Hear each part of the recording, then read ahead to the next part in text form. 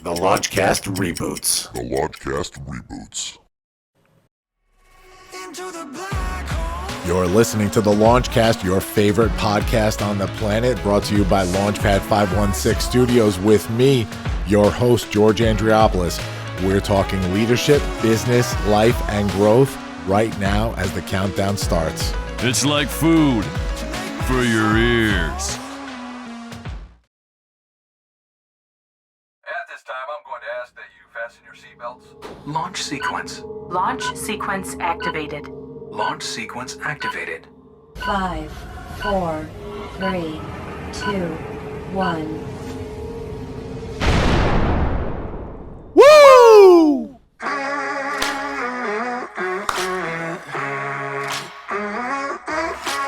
Hey, everybody!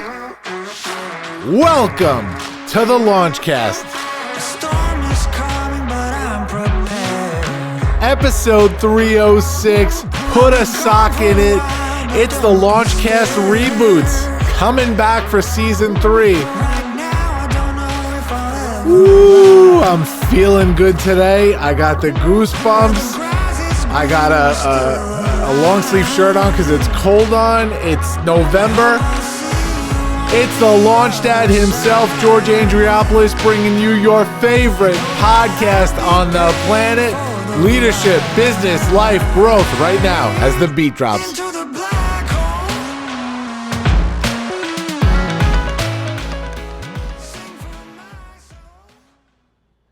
What is happening, everybody? It's the Launch Dad back in the studio here for another episode of the Launchcast. This week, we're going to cut right to the chase. This week, we are doing another Launchcast reboot. Haven't done these since season 2, and we are bringing back, in honor of the recent TEDx event, in honor of TEDx Farmingdale, in honor of two of our speakers in one of our incredible talks, we are rebooting episode 131, which was Put a Sock in It, with John Lee Cronin and Mark X Cronin of John's Crazy Socks. This was an incredible conversation on not only leadership and social enterprise, but fatherhood and family. And man, did these guys make me emotional during the episode. I love these two guys. We have grown close since then. We worked together on their TEDx talk. We actually have some very cool news coming out in the near future, which we're going to be sharing, working on a project together. So I'm not going to waste any time. Let's get right to it. Put a sock in it with John and Mark Cronin. Right now, let me bring these two beautiful faces up on the screen. There they are. There they are. My guests for today, we have John Cronin and Mark Cronin from Left to Right. Guys, thank you for joining me today. Yeah, thank you. We're glad to be here. That's awesome. This is awesome for me. I don't know about you. This is like, this is just another afternoon for John. Like another interview, another podcast, no big deal. We're very fortunate. Lots of people want to hear from us, so we've done several already this week. One in England, one for a group in Florida, and here we are back on Long Island. Amazing. I'm going to do the quick bio, guys, and then we are going to jump in. So John Cronin and his dad, Mark X Cronin, are the co-founders of John's Crazy Socks, a social enterprise with a mission to spread happiness. In the years that they have been in business, they bootstrapped their startup into a multi-million-dollar company with sales in over 80 nations. That's 80. John may have Down syndrome, but he always says Down syndrome never, what, John? Never hold me back. Never holds him back. More than half of their employees have a differing ability, and every day John and Mark show what their colleagues can do. They are fierce advocates for the rights of the differently abled and have testified twice before the U.S. Congress and spoken at the United Nations.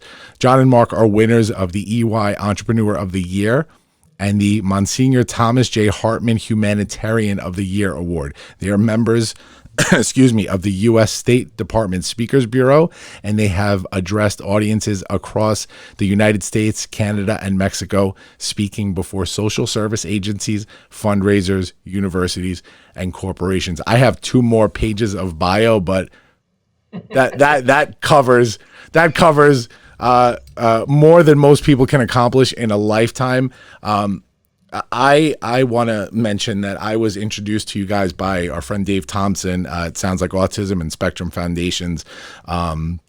He saw that our missions aligned a little bit, and we actually talked about working together for the Special Olympics this year, which we'll get into later. And unfortunately, because of COVID, that was canceled. But onward, right? We'll figure it out. So, guys, thank you again for being here. So I'm so excited. I can't even tell you how excited I am. Well, this is very cool. This is a great show you have. It's wonderful. Ah, thank you. Thank you. I'm going to have you do some ads for me, John, later, if you're willing. I want to throw a couple of numbers out before we begin. Now, for those that are not local here or nationally that have heard of John's Crazy Socks, I want to throw out a couple of numbers. We're going to get into more details later, but I want to give you some metrics of this social enterprise. They have created 23 jobs as of the info that I had. I'm sure it's more by now. 19 held by people with differing abilities. They raised over $350,000 for charity partners. They earned over 27,000 5-star online reviews, 230,000 Facebook followers, videos viewed over 10 million times. Unbelievable.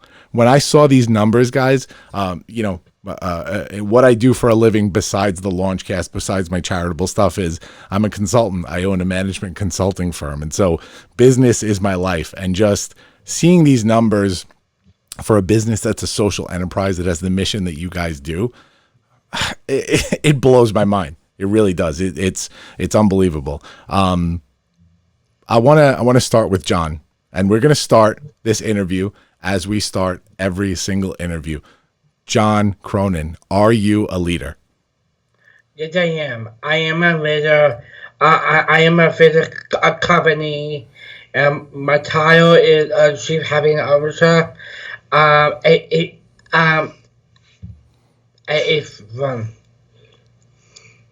John, tell me a little bit. What do you think for you? What does it mean to be a leader? I am a leader because I follow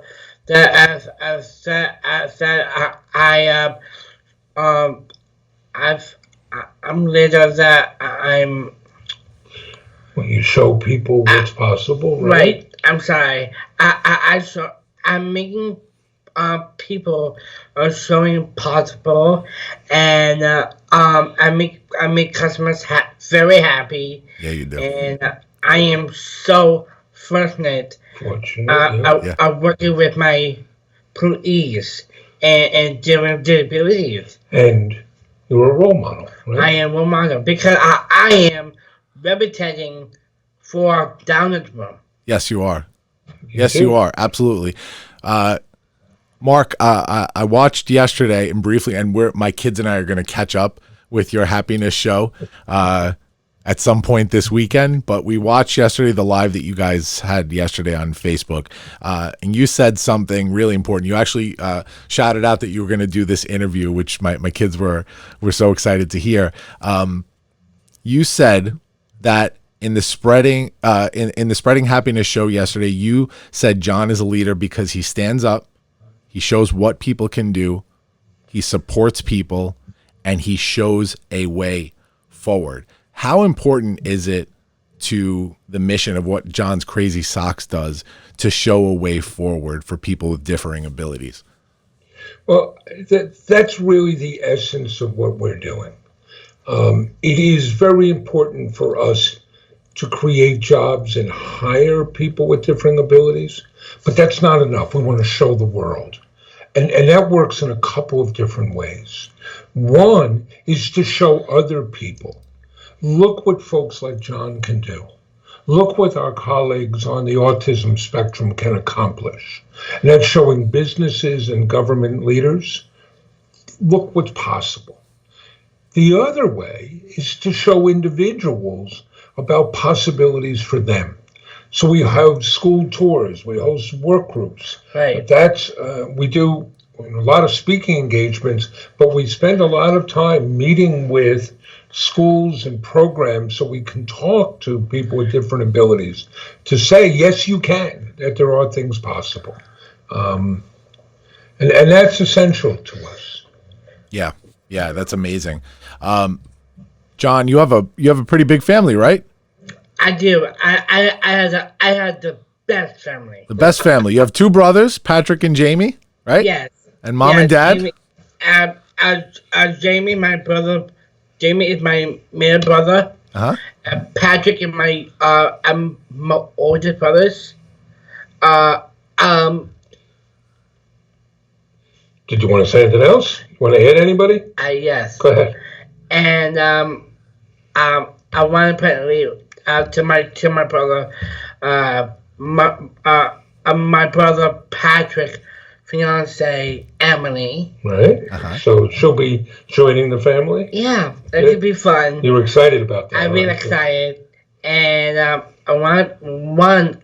Importantly, I never forget my mom, my mother, my roommate mom. I love her because I love my dad. I love my mom.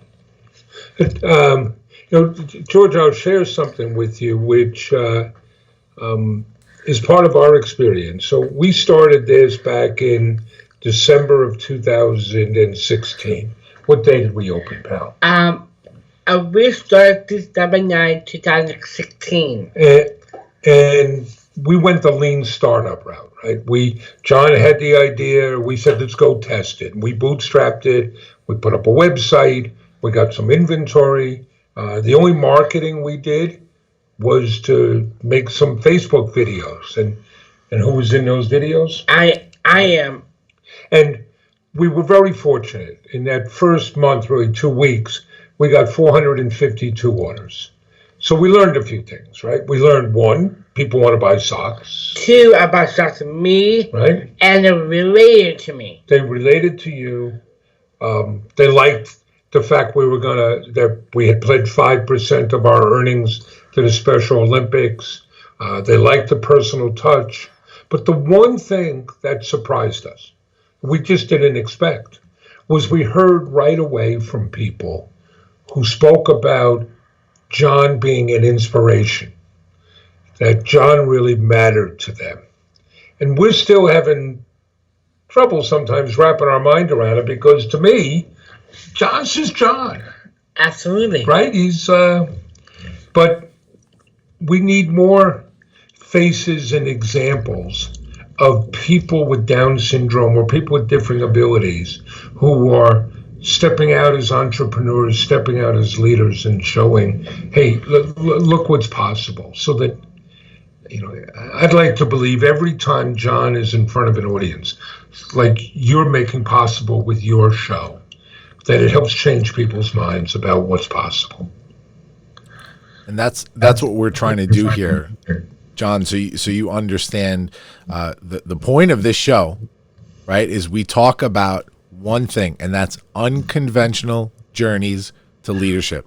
So that's the journeys that everybody goes through to get to leadership, but that people understand that there's not one path, right?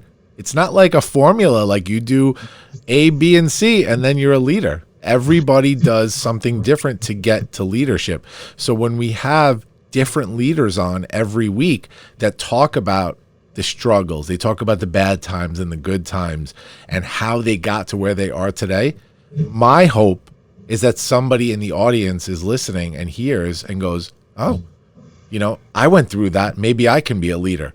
Maybe there's somebody in the audience with Down syndrome that right now is thinking, things aren't looking really good right now, but look at John. Look what John's accomplished, and look how he's helping other differently abled people, right?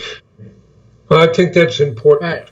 Sometimes it's in a comical way, right? I can say something about that. Sure. To me, that I say all the time, I follow my dream because I want this every treaty I so I can do.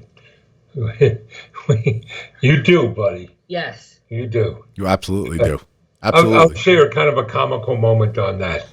We do a lot of Facebook Live now, and we take our processes and turn that into content that we go and share. One of the first times we did that was at a trade show at the Javits Center. And we were meeting with different suppliers. And every time we did, I wanted to do a little video of John talking to him. And we had all these people there saying, oh, I don't know what to do. I don't think I can do this. And John would come over and say, it's okay, just follow me.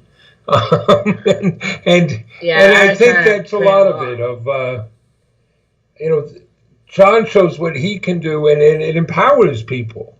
And together, between the two of us, we have no special training. We have no government support. There are no special programs. And we're able to go and hire 19 people with different abilities. We're able to go and create jobs. And part of what we try to show people is, look, we're a couple of knuckleheads from Long Island selling socks. Of course. And if we can do this, you can do it too. Yeah. You know? Yeah. That's amazing. That's amazing. John, I want to talk a little bit about your journey. Is that okay? Sure. Okay. So I did my research on you because you're like famous. You're all over the internet, right? So I did my research. Tell me if all this is right. We're going to start very early. So obviously you were born with Down syndrome, right? And you had 2 operations very young. I read that you had an operation when you were 2 days old that fixed your intestines. And then before you were 3 months old, you had an operation that fixed your heart, right? Yes, that's right. Okay. So those were big deals. Big deals. Big deals. So I have a question for you, John. I know you've heard this story before. Obviously, we can't remember when we're that young, right? I want to ask you, how do you feel now when you hear these stories about when you were a baby and you weren't healthy and your parents went through some heavy stuff during that time, but here you stand now, healthy, happy, and successful. How do you feel thinking back to this whole journey? I think to me that I'm so lucky because I'm fortunate to have my parents with me, because I never without my dad and my mom, because they're one I've been through this past 7 years when I'm born, and I'm so happy. I really feel I appreciate I have my dad around. Yeah. Amazing.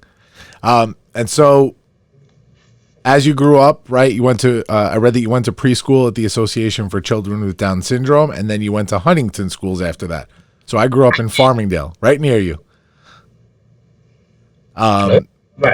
You had, so this is something interesting I read. You had teachers and aides who you really loved and were very helpful, but you always wanted to show them that you can do things on your own, right? Absolutely, yes. Why was that important to you? Because it put to me that I show possible I can at school, and I come up to me that I tell me that I have to do that, I have to do that, and I try to stop me something, or try to be protective, and to me, I am very capable of. You were capable. I'm capable of, and I show to my aide. I show I can do, because I do things by myself in independent ways. Well, I can give you some anecdotes. Yeah. When he started started kindergarten in Huntington School District, right away they said, "Oh, we're assigning a special bus, a special ed bus to pick him up." And John looked, said, "Why do I need that? Can't I go on the bus with my brother Jamie?" And we said, "Sure. Why would you need that if you can go on the regular bus?" And then there was an incident later. I guess you were in junior high, and he did not have, John had not had a one-to-one aide for years.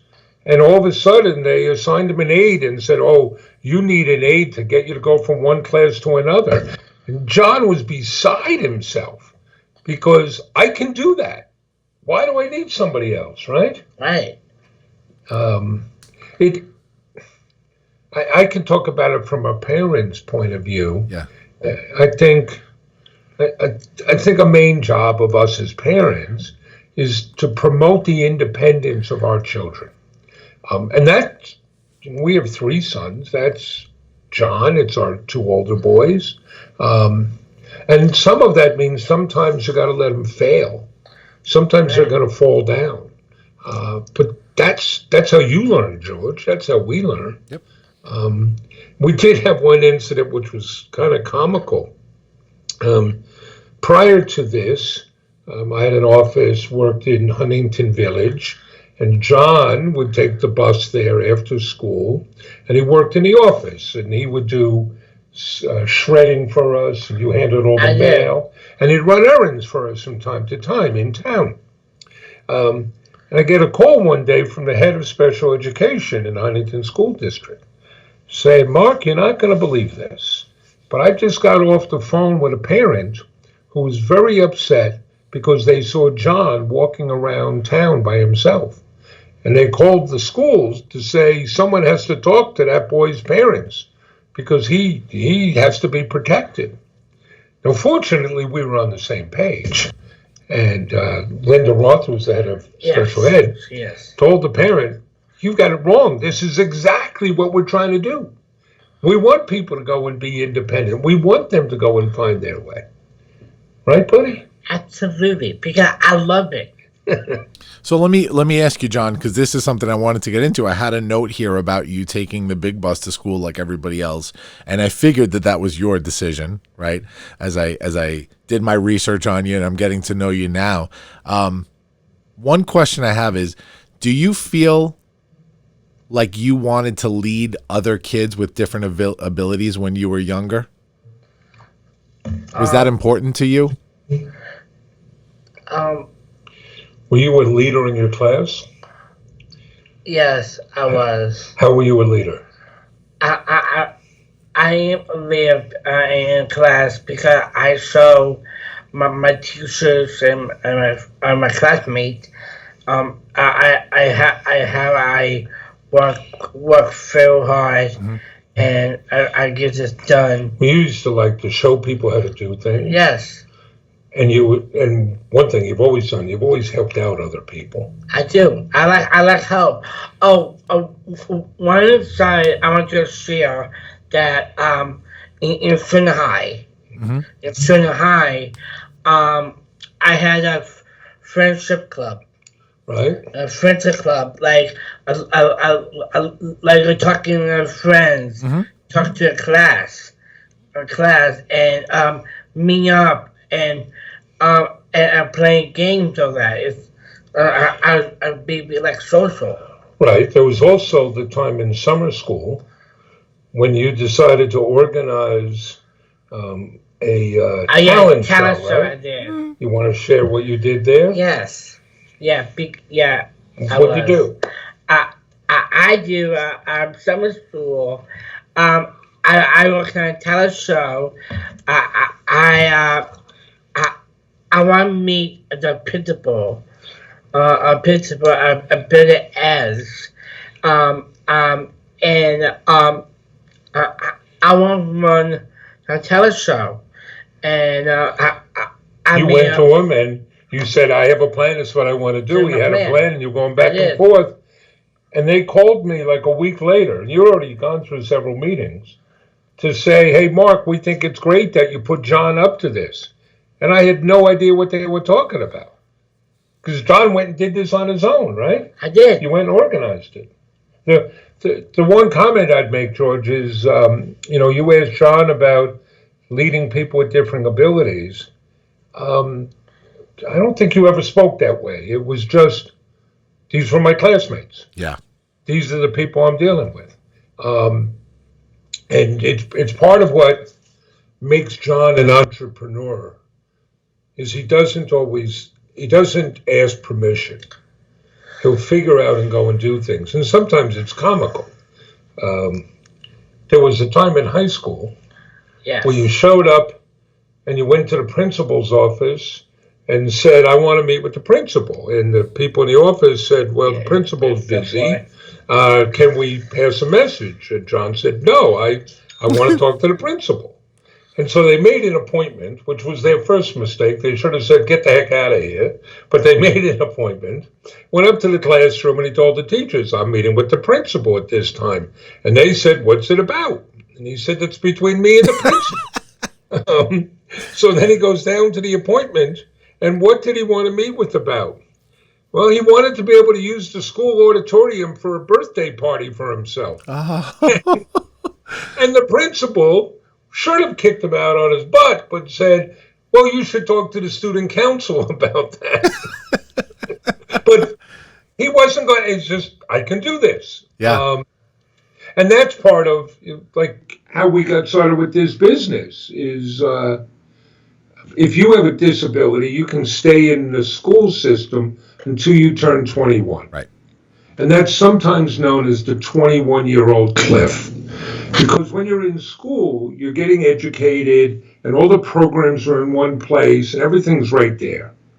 And so now you're educated, and you can see the advances in healthcare. You can look at John, the advances in medical treatment. And there you are, you're healthy, educated, and ready to go, and there's a big nothing. So John was in his last year of high school, looking around. What were you trying to figure out? What am I going to do when I'm done with school? What were you looking at? I look at job, program, and school. And he didn't see anything he liked. I don't like those. I don't like those options. I don't like. And some of that's because of the paucity of options available to people with different abilities. But instead of looking at that as being a problem, John turned it into an opportunity. And he comes to me, and what do you say? I said, I want to go into business with my dad. I want to go into business. Right? So if there's no job out there for me, I'll create one. Yeah. And that's a pretty good spirit to have. Yeah, that's amazing. We're actually going to get into that story in a few minutes. I want to wrap up real quick just with schooling. So, John, I get the feeling that you enjoyed school, right? I did. Can I share something? Sure. Can I talk about Florida Hill? Go ahead. One thing, something I want to share. I also wanted to know. I had pick on one of the kids. Oh, he didn't really pick on you, but you remember it that way, right? I remember it that way. And you're going to tell the story about Jamie? Yeah. Go ahead. A really good story to me. Tell me. That my brother Jamie, I used to fight during the recess. I was outside, and the kid picked on me, and he brought down the wrath of Jamie on himself, right? Yeah. Right, because everybody, John, we've all benefited. We've all become better people being around John. Sure. But it's a childhood story, but when he was starting school, I sat down with his older brothers, and I said, listen, we don't really know what's going to happen here, right? We don't know how John's going to be accepted or treated, and not everyone's going to understand. And my eldest son, he looked and he said, well, that's okay, Dad. We'll just talk to him and we'll explain. Yeah. And my middle son looked at that and said, that's right. And when Patrick's done talking, if there's still a problem, I'm going to knock him out. Right? So you had your protectors, right? It's but to be fair to Huntington School District, John and his classmates were well accepted. There weren't problems. There wasn't bullying or getting picked on. It turned out to be pretty awesome. Yeah. Yeah. And John, when you were in high school, I read that you also attended Wilson Tech at the same time, right? Yeah, I was. I'm in the tech program. How many years I'm in Wilson Tech? You were there 3 years. I was there 3 years. third, I took a retailing class. It's helpful to me. I want to learn retailing. I have this business. Like I said, when I running the company with my dad. Yeah. And it's helpful to me. Me that I so here John Cronin stock. I can be help teaching retailing class. I go out work for us. So this is to me what I wanted to get into with this, because we're gonna take I want you to take your celebrity hat off for a minute and put your businessman hat on now, right? You prepping for your career, your future, whatever it was you were going to do, which wasn't clear at the time. You did this program because you wanted to give yourself the tools to be better, right? To be prepared for the future. Can you tell me what is one of the most important things that you learned in school about your business now that you're running? Something that you use now? I'm learning that I'm using math. I'm learning about math, like counting money, and money, and so many the skills that I can do when I go to work for us. I went to a different stores. Like I went to Moso's, Bob stores, and we were out there like showing that I could take something out, and cleaning stuff. My skills. Plus your speech. My speech, I like that. You work on your speech a lot, I heard, right? Right. You learn a lot about speaking, and now you do professional speaking engagements. Oh, I can say that when I speak, in high school I did. One of my friends, Todd Coven, one of the students, my school, he came from my birthday party. He asked me and my parents that he is valedictorian. He wanted me giving speech. He wanted you to introduce him at graduation. I did. I worked with my speech teacher, Miss Clee. Miss Lee, my speech teacher in high school. She helped me the speech to my friend introduce. And you worked really hard for about 2 months. I did. You had to learn words like valedictorian. Yeah. And then what happened today, right? We're at the football stadium. Thousands of people are in the stands. How'd you do? It's amazing. I went up to the mic. I was like, Johnny Cash. Johnny Cash. Standing up there, John's like the man in black. Yeah. I got something to tell you. Yeah. Well, I'll tell all those out there that have never spoken on a stage. Those that know my show know that I'm a keynote speaker and I'm a TEDx speaker and all that stuff. And I know how much preparation for somebody like me that's been doing this for years. I know how much preparation goes into each speech that I give. And this is a tough thing to do for those out there that don't understand about public speaking. It is a tough thing to do. And to be able to speak to an audience and move them and engage them, man, that takes talent. That takes talent. We have been very fortunate. We've been doing, until the pandemic, more and more speaking engagements. John works very hard at them, but I'll give him credit. He's got a certain je ne sais quoi in front of those crowds. And he's never nervous. There was a somewhat funny incident.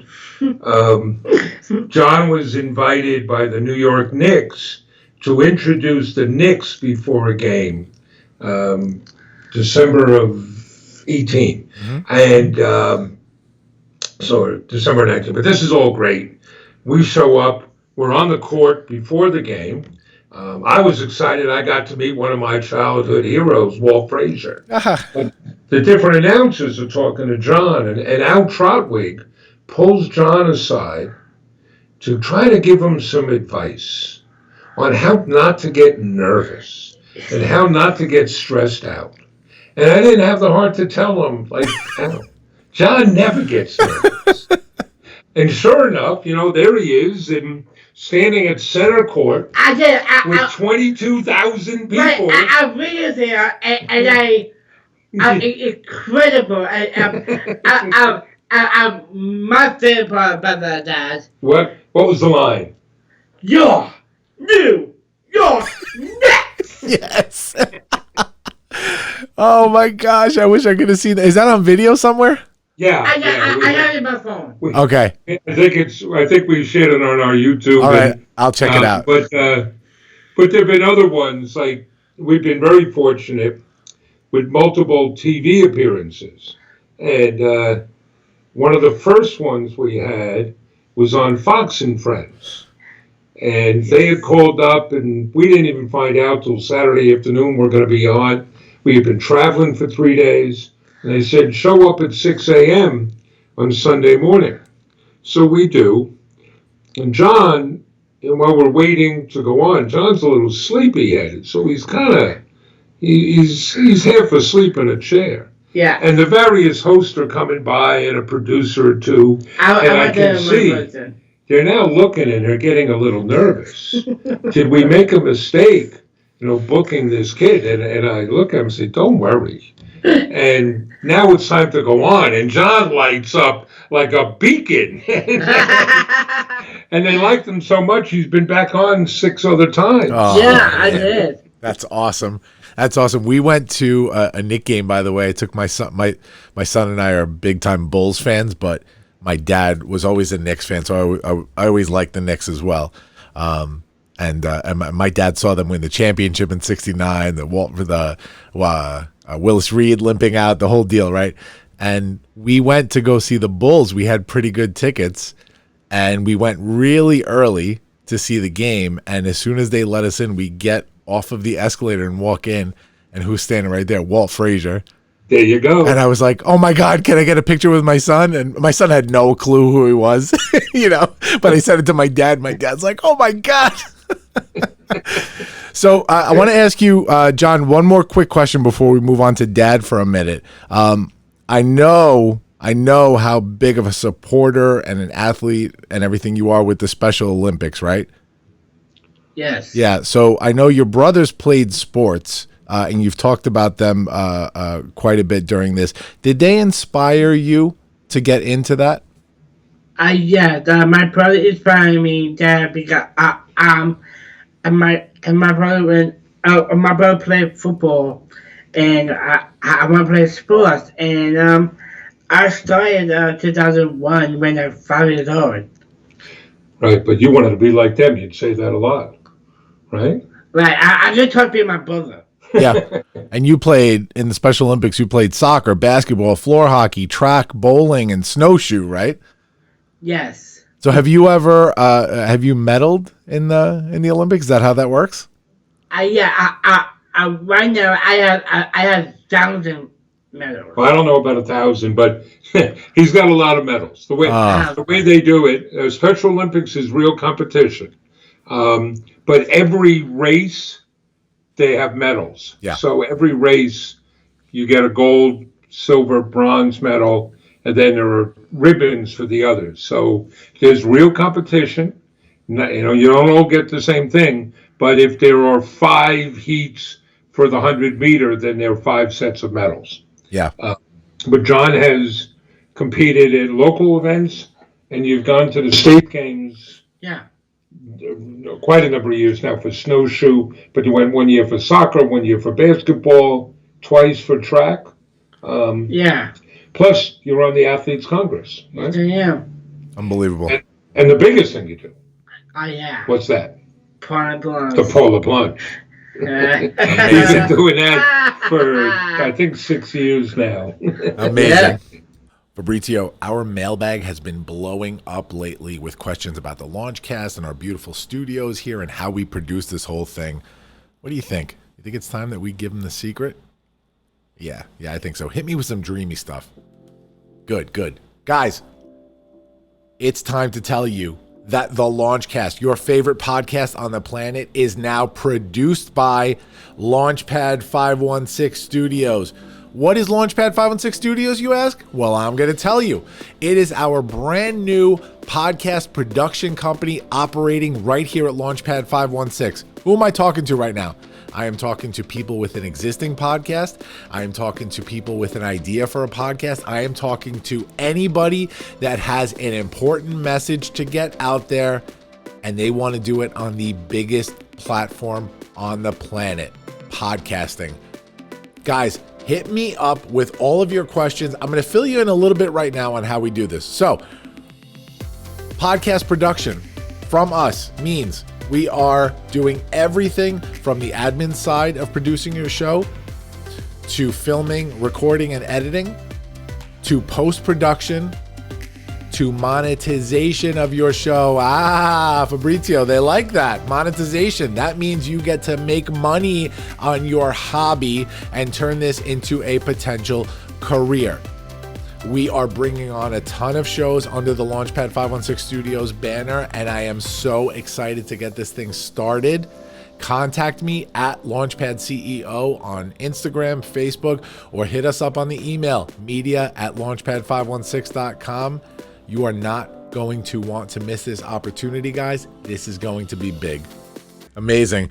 I want to ask Dad a couple of questions, and then we'll move on to John's crazy socks, and then the other stuff, the big three and all that, and wrap it up. So, Dad, I'm gonna try and not get emotional here because I see the interaction. I've watched the videos and I've spoken to you a bunch of times and see the interaction with John, and it moves me a lot. You know, as a dad, I have a daughter and a son. I have another kid coming in August. Congratulations. Thank you. And so, it makes me emotional to see that. I want to ask you first, like the obvious question here is, I'm not even talking about from a business perspective right now, but just how proud are you right now? Well, I like to use the word I admire him. Yeah. And I do, because this is a guy who's always learning, who's always doing. And he's learned some of the secrets, I think, that some people never learn in a lifetime. You want to be happy, do for others, and have gratitude. And John's got that. What can we do for others? How can we take care of others? And just appreciate what you have. So, one of the wonderful things about John is it doesn't matter what you throw at him. He'll just roll with it. There we go.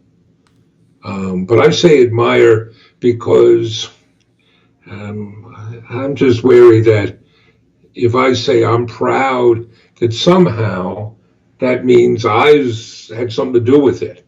But this is John. John has carved his path, right? But in the end, I'm a proud dad, right? Yes, you are. I'm a lucky man. I'm a lucky man to get to work with my son and get to see what he does. Yeah. Pretty awesome, right? I never without you, Dad. Pretty awesome. You're killing me, John. Come on, man. You kill me, Smalls. You're killing me, Smalls. Great Sandlot reference. So Dad, so now, Mark, we, I'm going through this right now where it's the time where I haven't gone through this in 10 years with a new kid, but, the doctor's appointments and everything and all the scary stuff that you find out every single month when you go to the doctor. And so, you think back to when John was born and John was, not only born with a disability, but a few health things that were going on early. And I know as a father, right, it's onward now. It's how can we make life better for our children? It's what's the next step right now, right? We look onward for love and progress and everything. And so my question for you is, what were your goals for John in life, after you discovered that he had Down syndrome, and I don't want to say specific I goals. understand. It was, there was some adjustment. First, we did not know he was going to be born with Down syndrome. I look back on it, a little curious. So my wife and I were 37 when she had John, and her OB had recommended that she get tested to see if her child would have Down syndrome. And in those days, the only test was an amniocentesis, right, which was painful, risky, expensive, and not very accurate. And she told the doctor, no, I don't want it. And he said, well, I'd like to talk to your husband. And I'd kind of like to have been in the room to see what happened after that response. I'm surprised he didn't come out, through the wall or something. But I'm a little surprised at myself because we did talk about it and we both said it didn't matter. And I never choose ignorance. So we didn't know. And there was one thing that happened that day. We found out, and that was okay. My mother-in-law, who had worked at a place called YAI and had worked with people with Down syndrome, she came in and was sitting there, and I know she meant it to be comforting, but she said, there are a lot of things that these kids can grow up to do, like maybe he'd get a job pushing a broom someplace. Mm. And I wept. Because, think about it with your kids, George. Mm-hmm. When they're born, everything is possible. It may be irrational, right? But on that day, they could be the center fielder for the New York Yankees. Mm-hmm. And to be told and to think, as we did, that no, there are a lot of things he can't be, was somewhat devastating. In those early days, the only thing we could do was focus on his health. He spent his first 3 weeks in a NICU. I was there virtually around the clock. I'm reading poems, I'm singing songs to him. I remember we got him baptized before he went in for his first surgery. Yep. Because we didn't know if he was going to make it. Right. Just me and the priest. But to see how he's developed and to learn, you just keep pushing and supporting. John tells me things he wants to do, and I never say no anymore. No matter how crazy it is. You know better now. But... and we get asked a lot, well, when he was born, did you imagine he was going to be doing this? When he was born, I had no idea I was going to be doing this. Yeah. Or, his oldest brother, Patrick, he's the director of IT for a nonprofit training program. But at night, he steps into one of the remaining phone booths in Manhattan or Brooklyn where he lives, like Superman. Goes in like Clark Kent, and he comes out as an improv actor. He does improv. Well, when he was born, I didn't hold him and say, I hope he grows up to do improv. Right. It's all such a wild adventure. Yeah. And we're just fortunate to be there for the ride and to appreciate the way they find their way forward. Yeah. And that's what was important for me in speaking to you guys. I've watched in preparation for this, not only did my research with information online, but I've watched interviews because I wanted to see what the dynamic was. And, on this show, we tend to not do that same interview that others will do. We want to get to the core of leadership. And so in speaking to you guys, I want to speak to John as the leader. And although I know that you've had success in businesses and in life before this, I don't so much care about that in this interview. I want for other young men and women like John to see the success that they can have if they were in John's shoes, right? And then I want the parents I want the. Well, I sometimes think John has created hell for some people because I imagine, and it's particularly now hard with the pandemic. But, like last year I was thinking about this. So some kid graduating college and he's home, not sure what he wants to do, and he's kind of home on the couch and the parents are wringing their hands and they're saying, what are you going to do? And then they look and say, look at this kid. He's got $1 million business. What are you doing? Yeah. Yeah. You know what though? Thing. It's not chaos though. It's a baseline, right? It's a case study to show others what's possible. And at the same time, I wanted you to represent the parents out there, not just the businessman, that there is hope, there is with love and with embracing situations and with empowering your children, that man, can we do some great things, and that's what I knew that you would represent on this show today. For the one thing that's so cool, and this is the dream, right, for the dad. It's like I own a couple of businesses, and with my kids, the dream is that, like, hey, there's something carved out here, and I want you guys to do whatever you want to do, but there's a place here for you always, right? And that's not about not trusting them. For me, it's like it would be a dream come true to work alongside my kids every day. So it's so cool to watch you guys. I want to ask you that. How is it to spend every day working with this dude here? Well, let me put that in some perspective. So I have 3 sons. In fact, some of our stage pattern joke is, John comes to me and says, I want to go into business. And I say, I have 3 sons, and this is one I could work with. In fact, my middle son worked here for a while and decided, maybe I don't want to work in the family business, that I need my own space. And it, depends on the relationship. Now, I love my middle son. So it has to be the right combination. Yeah. With the 2 of us, part of it is we both know we need each other. I couldn't do this without John. And we're both focused on the mission and on the purpose. And I think when you do that, when you have a mission and a purpose that's larger than yourself, the petty stuff falls away. You don't care about it. Yeah. You only care about where are we going. But John is very easy to work with, right? Pretty good. But yeah, you want your kids to know.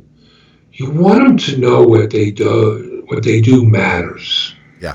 One person that we've spoken about a lot in our family growing up, I would always talk about with my kids, was Rosa Parks. Mm-hmm. And not the kind of, I don't know, the safe version, but Rosa Parks was 44 years old. She had already been active, and she was just fed up. She was scared, but she was just fed up with how blacks were treated. Yeah. And she sat on that bus. She knew what she was doing. It wasn't that she was an old woman tired that day. Oh, she was tired, but she was tired of it all. And she sat on that bus, and she changed history. I took my 2 older boys once to the Civil Rights Museum in Memphis that's located at the Lorraine Motel, mm-hmm. which is where Martin Luther King was killed. Yep. Martin Luther King Jr. was shot. And they have a mock-up of that bus. And I had them sit in her seat so they would understand. They would understand both the possibilities and, in a sense, the obligation to act, to do. And I'm watching them finding their way in the world. They don't get recognized the way John does. Yep. But it's pretty wonderful watching the things they do, too. Yeah. Yeah, I love that. I love that. And as a dad, I completely understand where you're coming from. I've talked about this on the show quite a few times, but, I've had a journey. Right now, this is my second marriage. I was divorced close to 10 years ago now when my kids were very little, and I was very successful at what I did for a living prior to that, but something had to change. And so whatever that intervention was that caused a series of events that happened, I learned a lot of lessons over the years. And as I raised my kids and realized that the success that I have in life now, doing it the right way, focusing on what matters, focusing on what makes me happy, what makes us happy as a family, what helps others is so important. And so sharing those lessons with my kids is one of the most important things to me.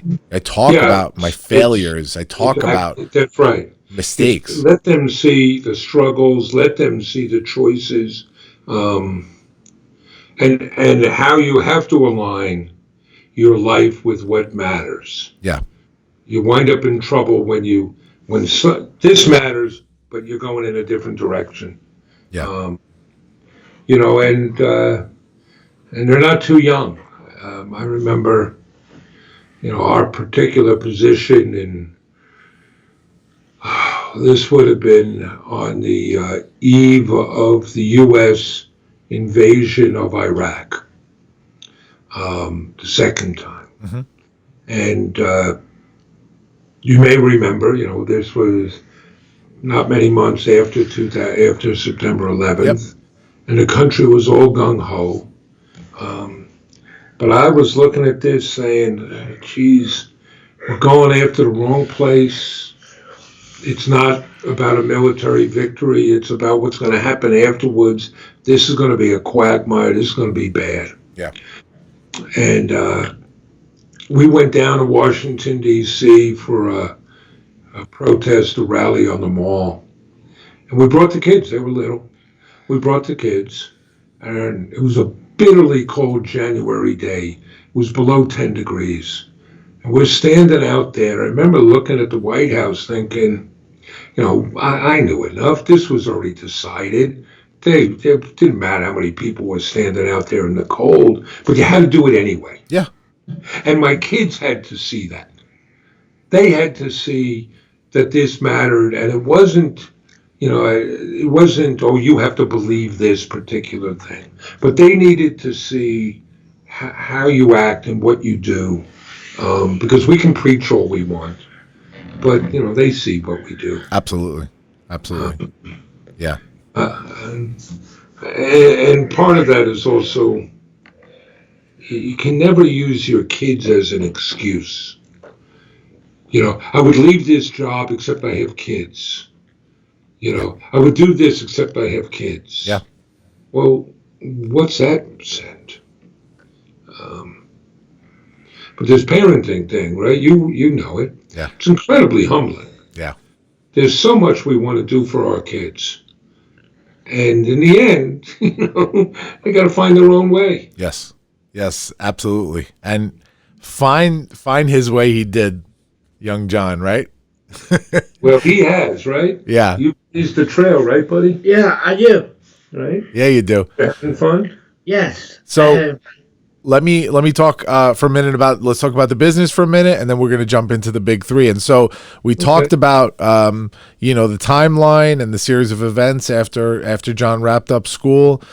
He had this, this eureka moment, as you stated it. We call it on this show, we call it a spark moment. It's that pivotal moment of your life where when you look back at this moment, this is something that led you down a path, whether it's good or bad. For you, obviously good, right, John? Yeah. And so John's Crazy Socks, right? So, John, can you tell us a little bit about what John's Crazy Socks is? John's Crazy Socks is, I tell you why socks. Why socks is fun. It's colorful. I love to be creative, and I always let me be me. I want to create something out of my entire life. What's our mission at John's Crazy Socks? spread happiness. Is that what we do? Yes, we just get started because it's fun. So, which do you think we do more of? Or what comes first, spreading happiness or selling socks? One of the point is spread happiness. Right. That's I tell what about that? Spread happiness. This is one of our goal because I have to make people. You have to stay in mission. You have to stay in mission, and I keep smiling every time and make people happy. And I don't want to make this perfect. And I make sure go out way and I make customers happy. it's in the end, what's John's Crazy Socks, right? We're the social enterprise that's spreading happiness. We sell socks, Right. but the socks are just the physical manifestation of the mission. They're the physical manifestation of the spreading happiness and showing what people can do and connecting with people. Yeah. Yeah. And John's Crazy Socks is built on 4 pillars: inspiration and hope, give back, products you can love, and make it personal, right? Yep. I love that. I love the social enterprise. I love that you're providing jobs for people with different abilities. I love that you're giving back. I'd love to do something here. We can talk right after we wrap up here. I'd love if we can do something where I know you guys give back, what is it, 5% to charity? We do in a lot of ways. We start with 5% going to the Special Olympics. 5% of what we earn goes to the Special Olympics.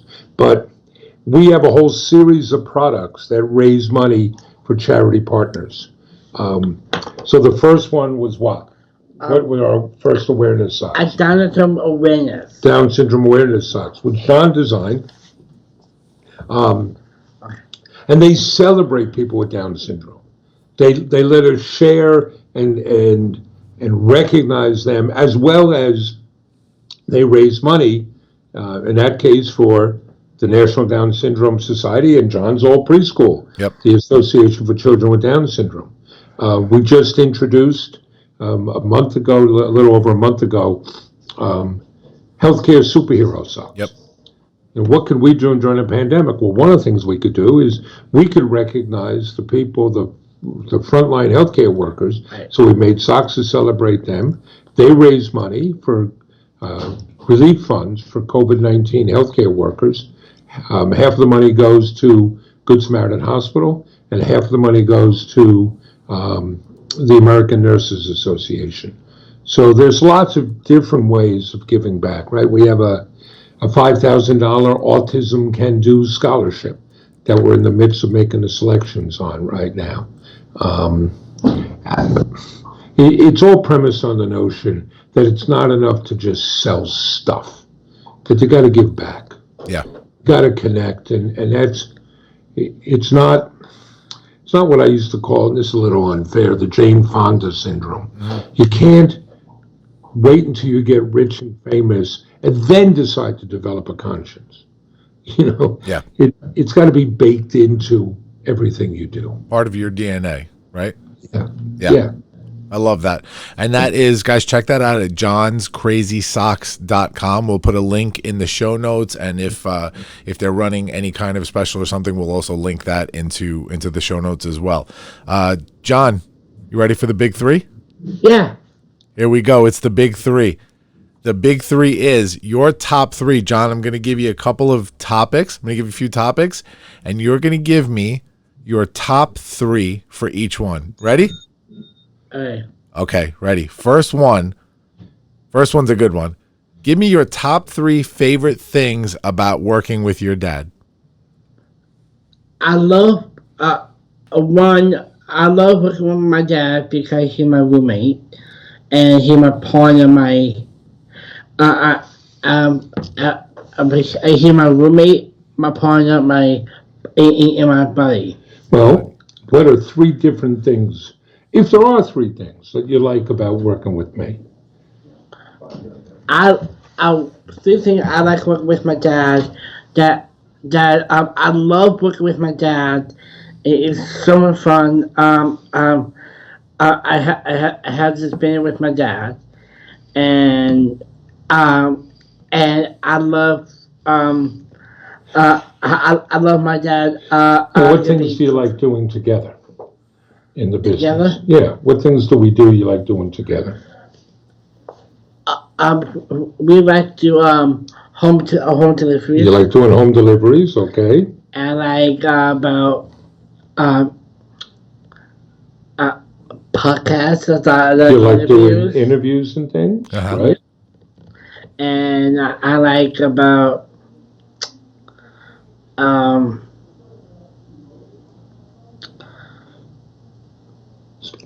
speaking engagement. You like speaking engagement. Sorry, Dad. You don't have to be sorry to me. I love it. I'll take it. Okay, John, next one. This is a good one. This is a good one because this is fans of John's Crazy Socks or new fans. They're going to love to hear this because hopefully they'll go out and buy these. But what are your 3 favorite socks that you've made there? Yeah, my 3 favorite socks is Down Syndrome Superhero socks. Down Syndrome Superhero. I want my design. I love those ones. My second one I like.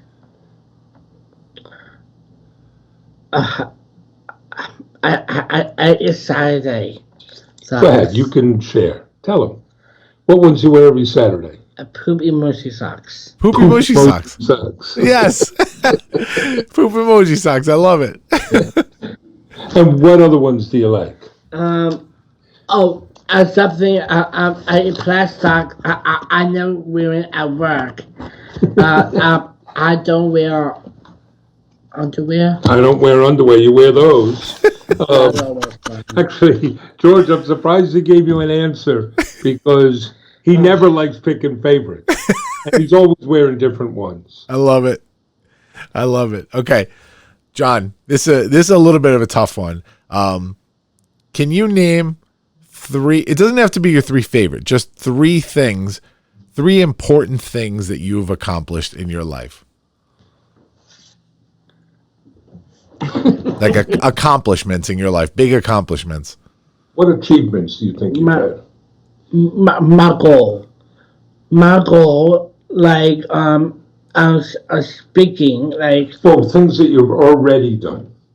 Already done. Yeah, things you've already done.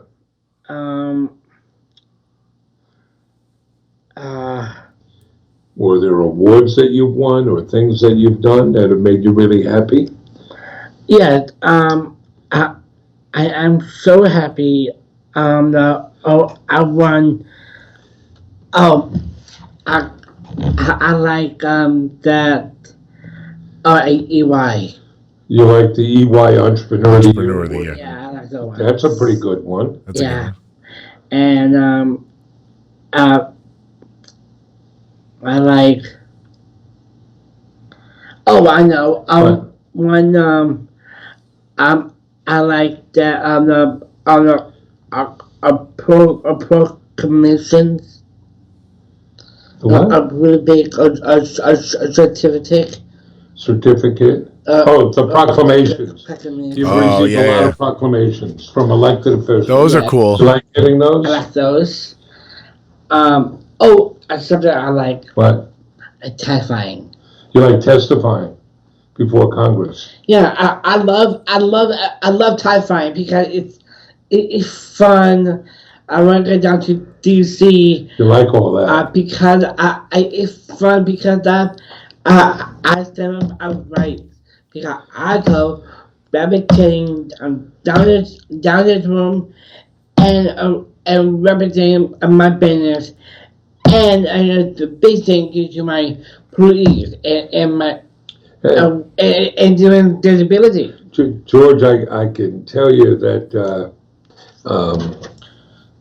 John, you ask about big achievements, and he's excited about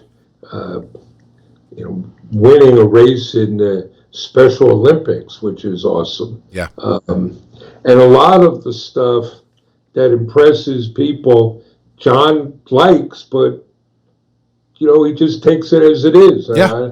I'll give you a couple of examples. We've done some things with EY, with Ernst & Young. Yep.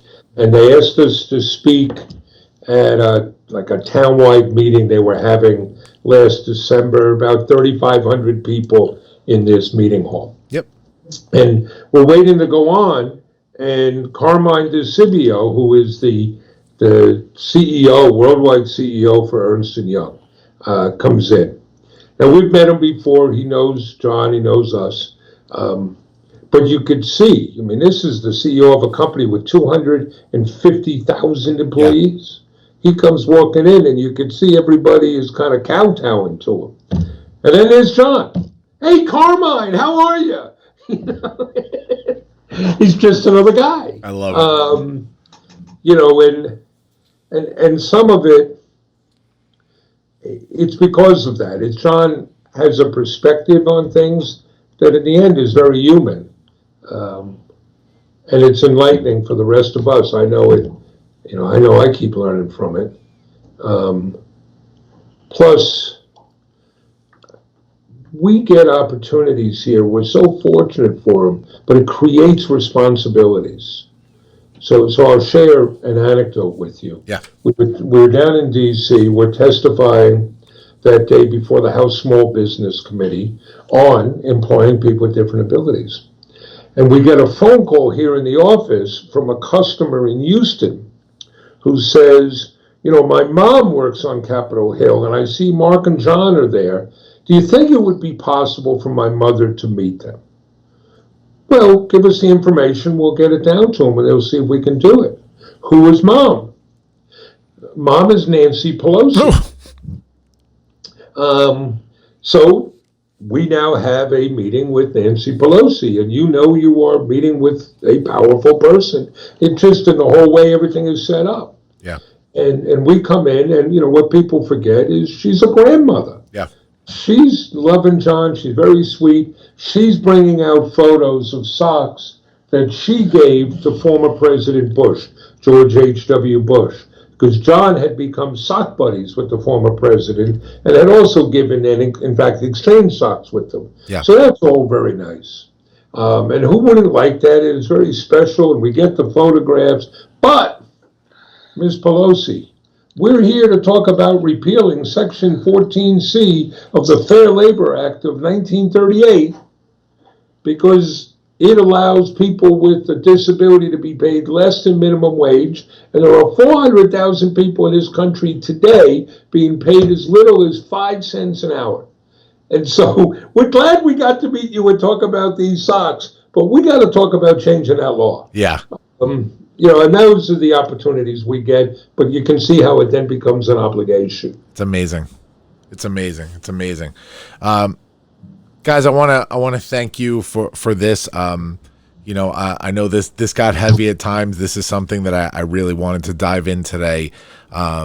Because honestly, it's like we talked about before. If somebody finds this interview online, they listen to this podcast, and it can make a difference for them, it could really show them a path to changing their lives. That's what we're trying to do here. So I want to thank you, first of all, for your honesty, both of you. So it's so appreciated. We hear that, and I wonder who are people hanging out with that's dishonest. But to a degree, John has no guile. Yeah. And I'm too old to care. This is just us. Yeah. Well, it's when you put a lot of time into creating a platform to help move people, it can be disappointing when somebody comes in with an agenda and is really just not being honest about their journeys. And so, an interview like this, it's so important to share something like this. And I think it'll help a lot of people. So I want to thank you guys for being here. John, thank you for not only being here, but for being you, buddy. Thank you. Yeah. Can I ask you one favor? Yes. So did you hear my woo in the beginning during my intro? I heard. Can you give me a woo that I can use on social media? Like a loud one. Mine is like this. I get right up to the mic and I go, woo! Can you give me one of those? So, Go ahead. well, That's what I'm talking about. That's what I'm talking about. Guys, John, Mark, thank you so much for being here. This was an honor. Really was. Well, thank you. And George, if there's something we can do to help you, let us know. Here we are. We are one building away from Farmingdale. Awesome. So. Give me 2 seconds to wrap up here, and then we'll chat. All right, guys. Woo! Did I tell you that was a good one? These guys bring the fire. And man, I got to tell you that during this interview, I felt all the feels. As a dad speaking to Mark, and just thinking of my kids, man, it was so emotional for me to interview Mark and John, and just to see the relationship between these two guys, a father and a son, and really shows you what this human spirit can do, right? What a father and a son can do when they get together. These guys have conquered it. These guys have shown us leadership. And there's more to come this season. There's much more to come. Listen every week as we come out with new episodes of the Launchcast. We'll see you next time, guys. Launch sequence terminated. Into the black hole. Into the black hole. The Launchcast is brought to you by Launchpad 516 Studios, produced by Fabrizio Fugazi and executive produced by George Andriopoulos. Marketing and PR by Media Convergence. Theme song by Tommy Lungberg. Music and sound effects are licensed through Epidemic Sound. The Launchcast is hosted with Podbean. Make sure to subscribe to this feed wherever podcasts are available, and leave us a 5-star review on Apple Podcasts while you're at it, guys. You can find the show on Apple Podcasts, Spotify, Stitcher, iHeartRadio, Pandora, TuneIn, Amazon Music, Google Podcasts, Podbean, and everywhere else that podcasts are available. Follow me, George Andriopoulos, the host, at Launchpad CEO on Facebook, Twitter, and Instagram, or follow the show at The Launchcast Show on Facebook and Instagram, or at Launchcast Show on Twitter. Visit our website, thelaunchcast.com, and make sure to follow all the great podcasts produced by Launchpad 516 Studios. We'll see you next time, guys.